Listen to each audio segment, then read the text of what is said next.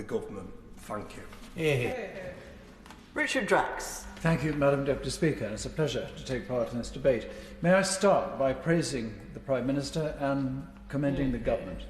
The Prime Minister showed huge courage in going to Ukraine, doing as he did, and within range of artillery, and that's exactly the sort of leadership they would expect from our Prime Minister, and he showed it in abundance.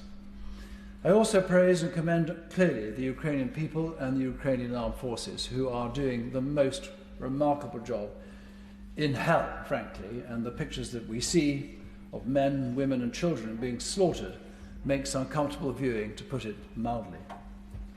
But let's not fool ourselves that we in the West here are safe. The bombs themselves may not be falling in our countries, but Russian troops are bludgeoning all that we in the West hold dear: freedom, democracy and the right to live in peace. Ukraine must not become the West's sacrificial goat. For once devoured, goodness knows where the beast will go next. To that extent, NATO must gear up. And I'm delighted that my honourable friend, the Defence Minister, who I have huge praise for personally, he's done a tremendous job, is in his place. Because I think the next part of my speech really does refer to some correspondence that he and I had. And I'm sure he might grimace at that point, but I shall plough on. The UK is a significant and respected member of NATO, but we must gear up too. The best way to deter war is to prepare for one. While there are plans to modernise our armed forces, it will take too long to fully equip our men and women in the event, God forbid, we face a war with Russia. And let's not beat about the bush. The West stands on a perilous cliff edge right now.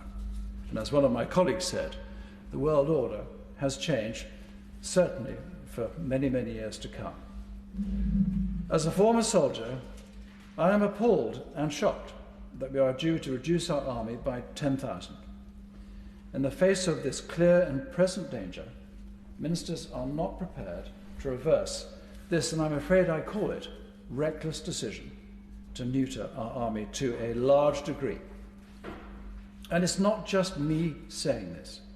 It's the outgoing head of the army. He agrees, as do many, many distinguished former senior officers. Even now, battalions are woefully below strength.